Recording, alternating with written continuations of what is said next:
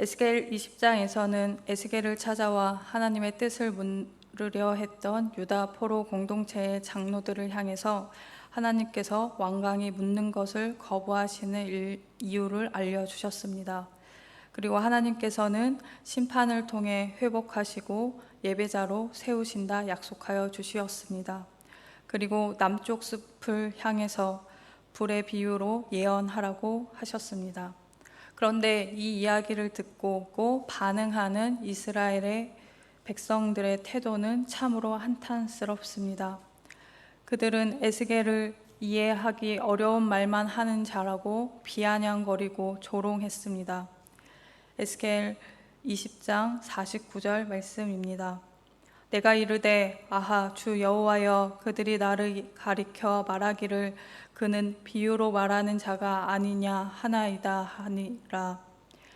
에스겔은 늘 비유와 상징만 말하니 무슨 뜻인지 모르겠다는 불평을 한 것입니다. 사람들은 하나님의 말씀을 진지하게 듣기보다는 그저 애매하게 들린다고 핑계대며 들으려 하지 않았습니다. 그 백성들을 향해서 더 이상 비유가 아닌 단호한 심판의 말씀을 오늘 본문인 21장을 통해서 선포하십니다. 하나님은 에스겔에게 심판의 칼을 뽑으시는 하나님의 단호한 의지를 예언하라고 명령하십니다. 1절에서 5절 말씀입니다.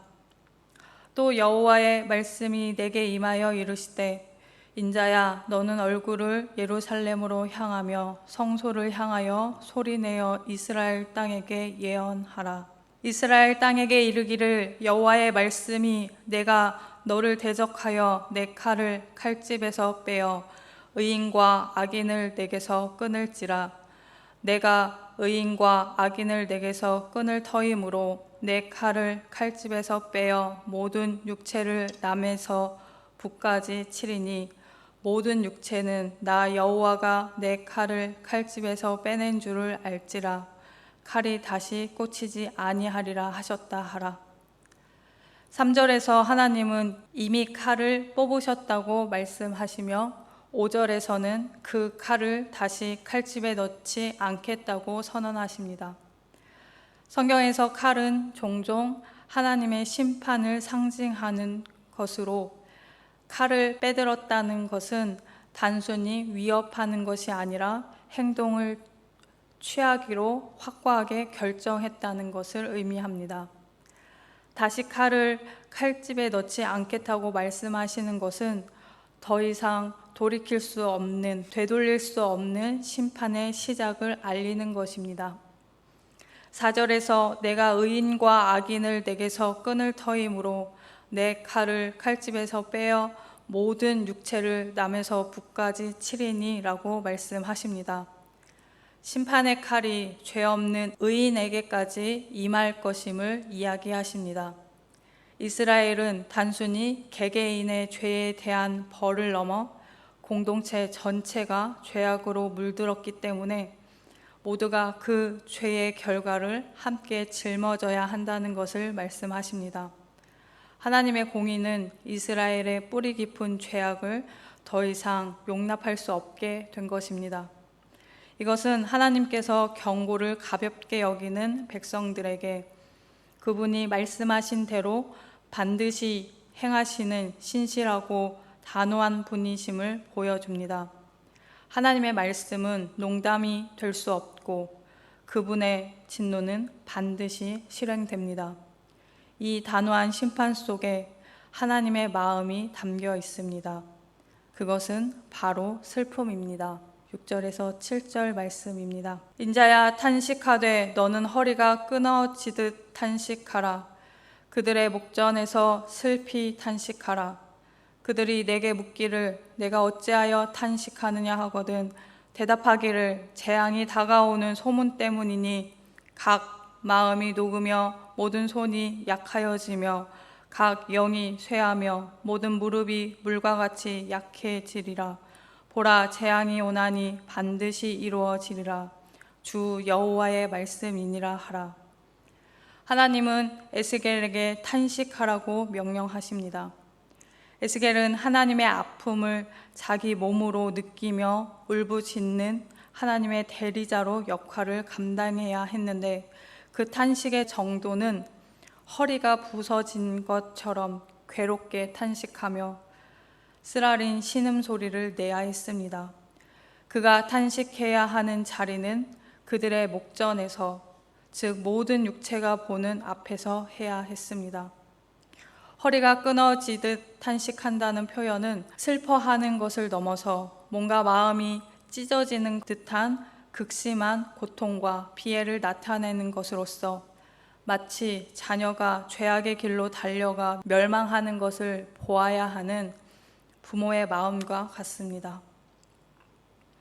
에스겔은 단지 심판의 메시지만 전하는 것이 아니라 하나님의 마음과 감정까지 대변하는 예언자였습니다.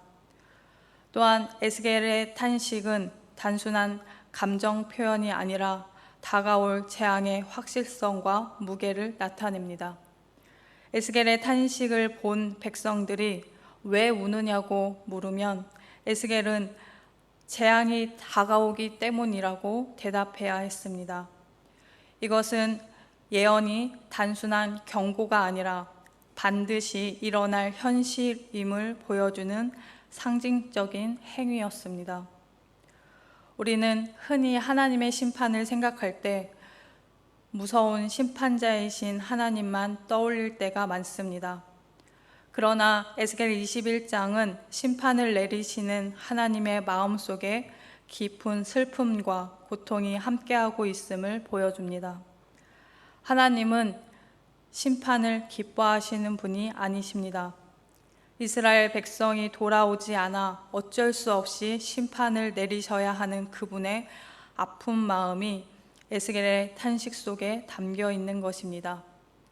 칼이 유다를 치는 것은 분노 때문이 아닙니다.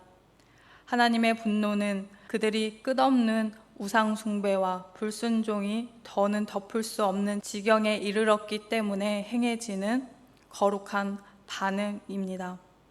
그 칼은 무자비한 학살의 칼이 아니라 하나님의 나라를 정결하게 하고 새 언약을 준비하기 위한 심판의 도구입니다.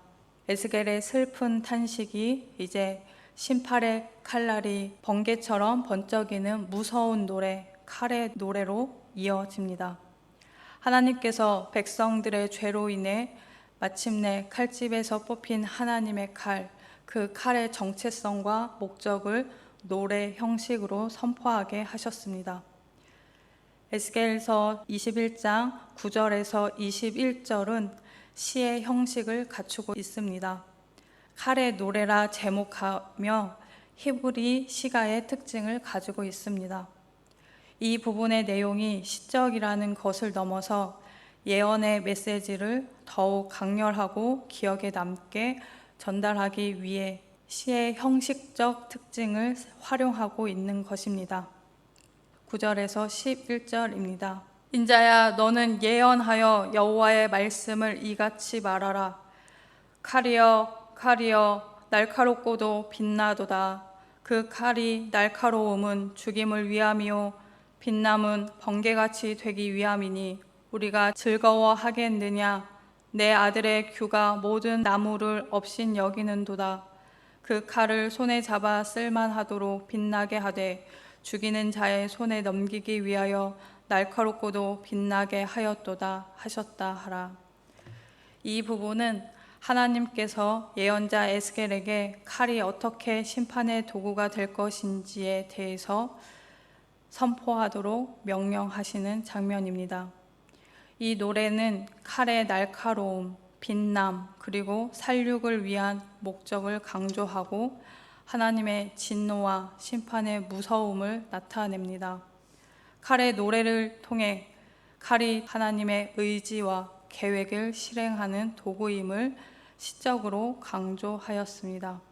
에스겔을 통해서 선포된 심판의 칼은 무섭고 두려운 것이지만 하나님은 당신의 백성들을 새롭게 하시기 위해서 사용하십니다. 칼은 정결케 하는 도구입니다. 이제 에스겔에게 하나님은 슬피 울라고 말씀하십니다. 12절 말씀을 함께 읽겠습니다.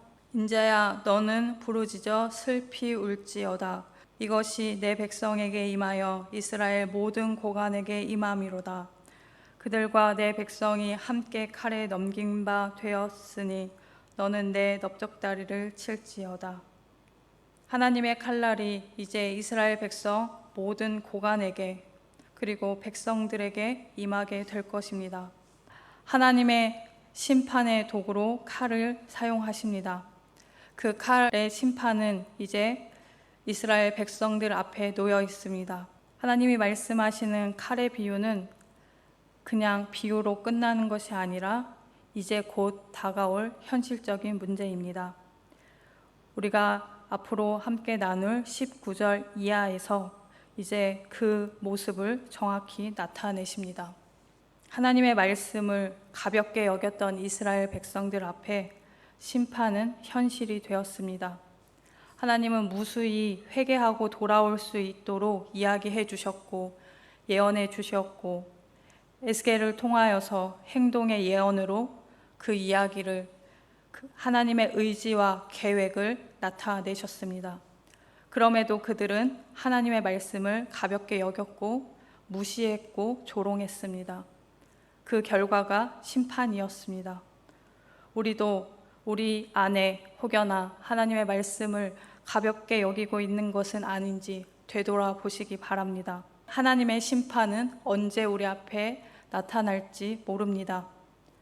그 심판의 때에 후회하지 마시고 지금 주어진 이 시간에 하나님 앞으로 되돌아와서 회개하고 주님께로 나아가는 여러분들 되시길 예수님의 이름으로 축복합니다.